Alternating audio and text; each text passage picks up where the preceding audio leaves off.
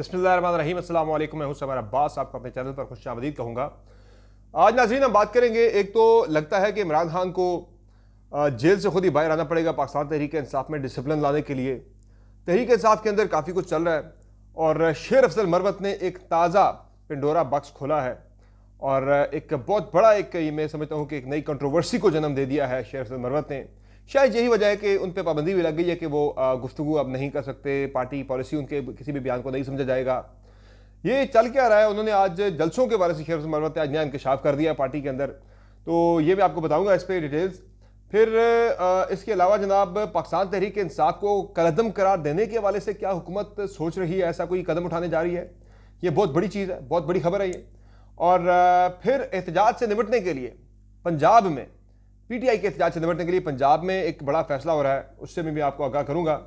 और फिर आज ये जो तसद्दुक़ हुसैन जिलानी साहब की सरबराही में कमीशन बन रहा है इस्लामाबाद हाई कोर्ट के 6 जजेस की तहकीकात के ख़त की तहकीकात के लिए, उस कमीशन पर यानी तसद्दुक़ हुसैन जिलानी साहब इस कमीशन को हेड कर रहे हैं। तसद्दुक़ हुसैन जिलानी साहब के अपने बेटे साकिब जिलानी ने भी उन पर अदम एतमाद का इज़हार कर दिया। ये कहानी क्या आपको इससे आगाह करेंगे। और पीपल्स पार्टी और नून लीग के दरमियान सेनेट में मामला जो है एक एडजस्टमेंट होने वाली है पंजाब के अंदर। और फिर चीफ जस्टिस पाकिस्तान की तोसी के वाले से जो खबरें आई हैं सामने, ये क्या माजरा है, ये है कि आपको इससे आगाह करेंगे।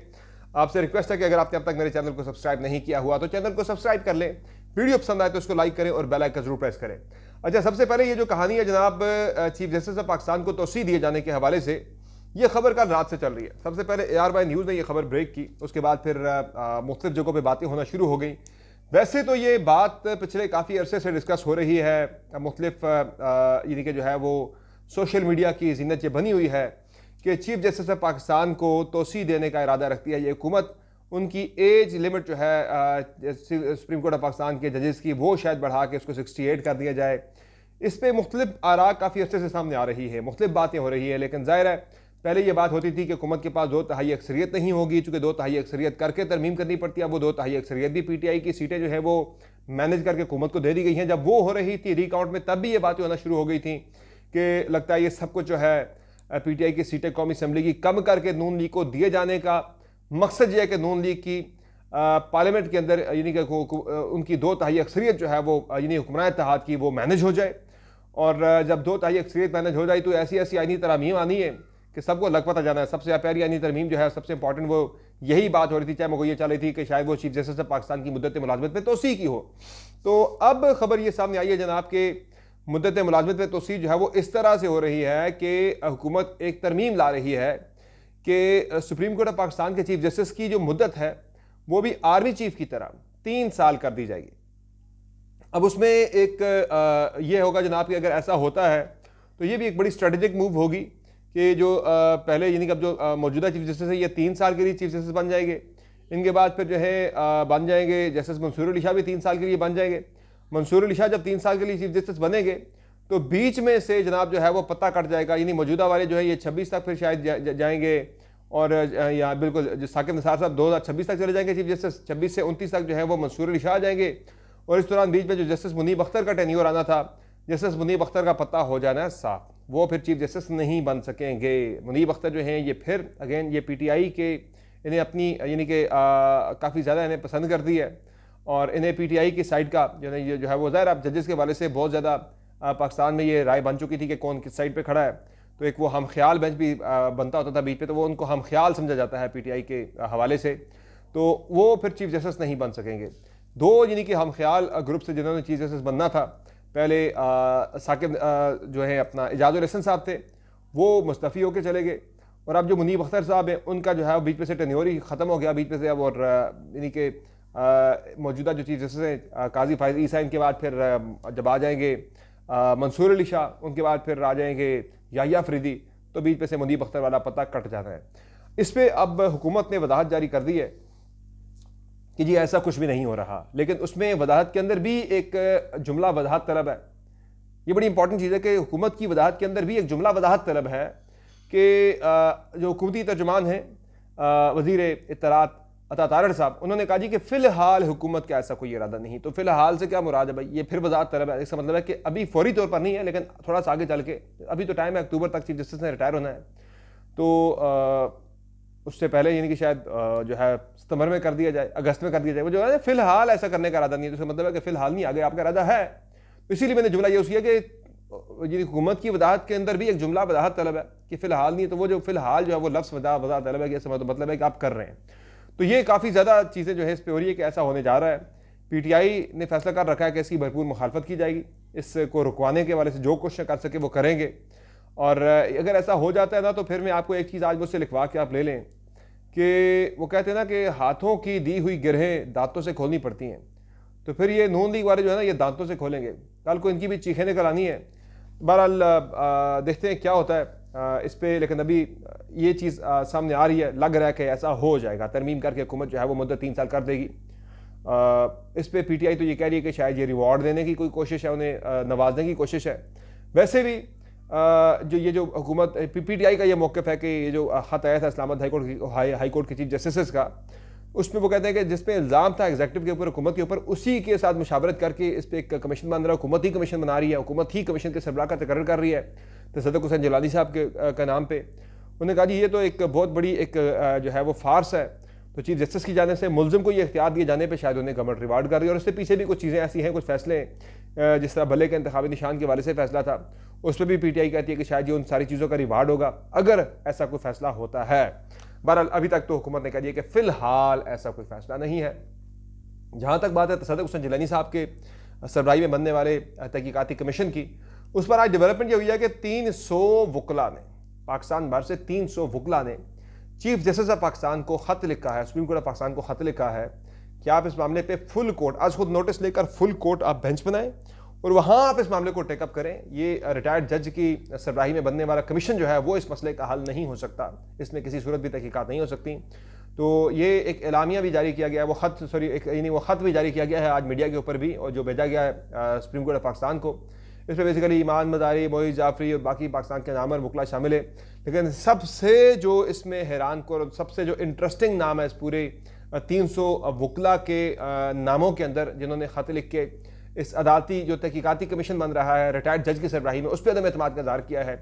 उनमें कोई और नहीं बल्कि चीफ जस्टिस ऑफ पाकिस्तान जो मौजूदा कमीशन के सरबराह हैं, साबिक चीफ जस्टिस थे तसद्दुक़ हुसैन जिलानी साहब, उनका अपना बेटा भी शामिल है।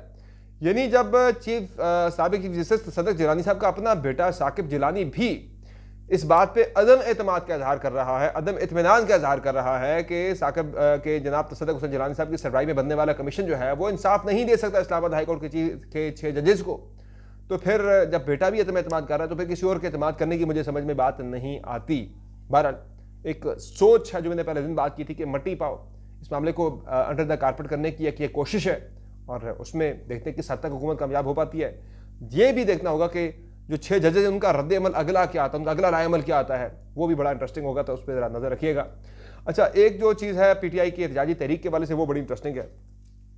उसमें एक तो ये हो रहा है जनाब के 2-3 चीज़ें बड़ी से जुड़ी इंटरेस्टिंग है। एक तो राना सनाउल्लाह के वाले से बात हो रही है कि खबर ये आ रही है कि राना सनाउल्लाह को पंजाब में सीनियर मुशीर बना के उन्हें मुशीर दाखिला लगाए जाने की जो है वो इत्तलात हैं, उन्हें मुशीर दाखिला लगा दिया जाएगा और टिका के पीटीआई के ख़िलाफ़ जो है वो कार्रवाइयाँ वहाँ पे पंजाब में की जाएंगी राना सनाउल्लाह के ज़रिए, और रगड़ा जो है वो दिया जाएगा पीटीआई को, क्रश करने की जो है वो कोशिशें होंगी। वैसे भी काफ़ी अर्से से वो क्रश करने की बातें कर रहे थे, तो इस वजह से इस तनाजुर में राना सनाउल्लाह को ये दिए जाने की इत्तलात हैं। अच्छा, अगर देते हैं तो ये मैं समझता हूँ कि बहुत ज़्यादा हुकूमत जो है वो सीधी सीधी टकराव की तरफ जाएगी कि एक पैगाम होगा टकराव का, अगर भाई लड़ना है तो फिर हम भी लड़ेंगे। क्योंकि राना सनाउल्लाह के वाले से पीटीआई ने अभी एक हफ्ता 3-4 दिन पहले ही एप्लीकेशनें दर्ज करवाई, मुख्तलिफ जगहों पर एप्लीकेशनें दी हैं मुकदमे के इंदराज के लिए, FIR के इंदराज के लिए, कि भाई ये बंदा जो है ये तो खान साहब को कत्ल करने की धमकियाँ दे रहा है। तो उन्हीं को जब आप वज़ीर दाखिला लगा देंगे तो फिर पीटीआई को मज़ीद जो है वो एक आप जो है ना कि एहतजाज की तरफ ज़बरदस्ती धकेलने वाली बात होगी।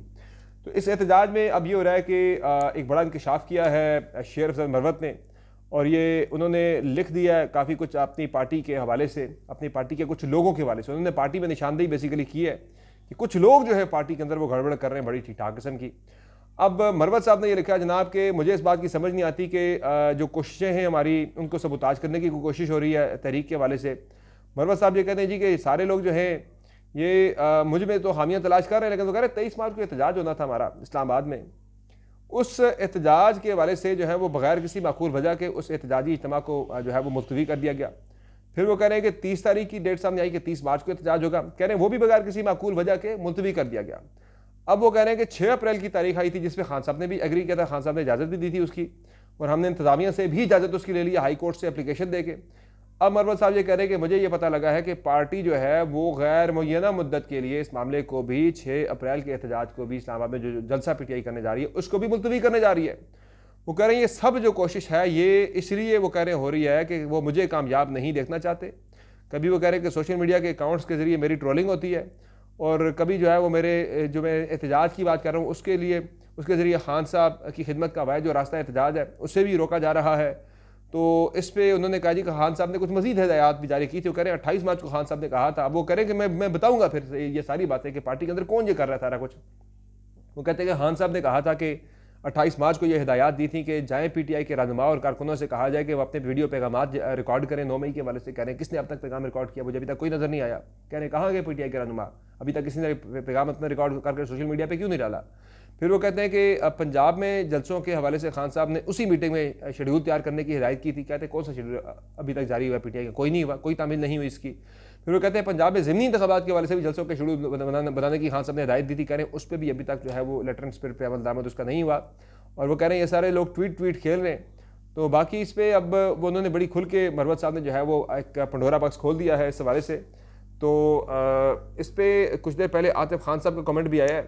आतिफ खान का ये कहना है कि शेर अफजल मरवत चाहते हैं कि जी वो सीधे इमरान खान के मातहत हो जाए, इमरान खान के अहकामात को डायरेक्टली माने। कहते हैं ऐसा नहीं होता कि आपको पार्टी के डिसिप्लिन में आना होता है, पार्टी में हायरार्की होती है। आप सीधे खान साहब के नीचे आप कहते हैं कि उनके मैं अहकामात मानूं, उन्हीं के नीचे चलूँ, तो ये पॉसिबल नहीं है।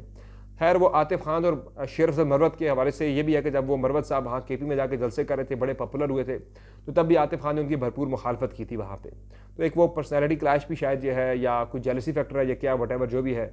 अच्छा एक चीज़ जो है वो ये है कि पीटीआई और ये जो पीटीआई एहतजाजी तहरीक चलाने जा रही है उस पर गवर्नमेंट एक थ्रेट ये दे रही है कि आपको हम कलअदम भी करार दे सकते हैं, पीटीआई को कलअदम करार देने की, यानी पार्टी बैन कर दें, पार्टी बैन कर दें। पहले भले का इंतखाबी निशान दिया गया था, पार्टी बैन करने की बातें हो रही हैं। तो राना सनाउल्लाह साहब ने आज ये इस तरफ इशारा दिया कि पीटीआई को बैन किया जा सकता है। हमारे पास शवाहिद ऐसे मौजूद हैं। वो कह रहे हैं कि नवंबर 2022 में भी फौजी क़यादत के अंदर तकसीम पैदा करने की भी हमारे पास शवाहिद मौजूद हैं कि पीटीआई ने बाहर से हिदायत लेकर, यानी कि मुल्क से बाहर से हिदायत लेकर पीटीआई ने डायरेक्शन पे काम किया है फौज में तकसीम डालने के लिए। ये शवाहिद मौजूद है हमारे पास, तहकीकाती एजेंसियों के पास, तहकीकाती इदारों के पास इसका एविडेंस मौजूद है। तो आने वाले दिनों में इस पर भी काम हो सकता है कि पीटीआई को कलअदम करार दे दी जाए, बैन करार दे दिया जाए बिल्कुल ही। बाकी पीपल्स पार्टी और नून लीग के पंजाब में जनरल सीटों पे तो हो गया था मामलात पीटीआई तक के साथ एडजस्ट हो गए थे, लेकिन पीपल्स पार्टी का फड्डा पड़ गया था। उन्होंने एक खातून को खड़ा कर दिया था रिजर्व सीट पे। तो अब राना सनाउल्लाह और पीएमएलएन की दिक्कत क्या है जब तारीख है, कल तक इस पर मामला तय पा जाएंगे और वो भी बिला मुकाबला ही हो जाएंगी, खवातीन वाली नशस्तें भी। इसके अलावा जो मामला है कल एक बड़ा अफसोसनाक वाक़या देखने को मिला, वो था जनाब मीरपुर आज़ाद कश्मीर में। ये वहाँ पे एक जो है KFC को जला दिया गया। तो बड़ी ये अफसोसनाक बात थी। KFC जो है वो ज़ाहिर है यहाँ पे लगाया है पाकिस्तान के एक बंदे ने, लोकल एक वहाँ का शहरी था जिसने लगाया था, वो पाकिस्तानी था। तो अल्दो इसमें से शेयर जा रहा, आप बाइकआउट आप कर रहे हैं, बाइकआउट आप ज़रूर करें KFC का, लेकिन आप एक लोकल बंदा जिसने सरमायाकारी करके कुर्सियाँ मेज़ वहाँ पे सेटअप सारा लगा के, टेबलें शेबलें लगा के पूरा सेटअप बनाया, रेस्टोरेंट बनाया, वो रेस्टोरेंट तो KFC का नहीं था, वो तो KFC का सिर्फ नाम यूज़ कर रहा है। तो लोकल अपने बंदे को पनिश कर दिया जनाब, उसका पूरा वो ब्रांच जला दी गई वहाँ पे।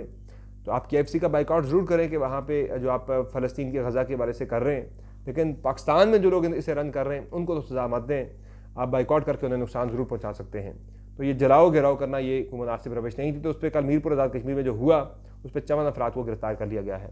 तो ये आज की डेवलपमेंट्स इंशाल्लाह अगली वीडियो में फिर आपकी खिदमत में हाजिर होंगे। इजाज़त दीजिए, अल्लाह हाफ़िज़।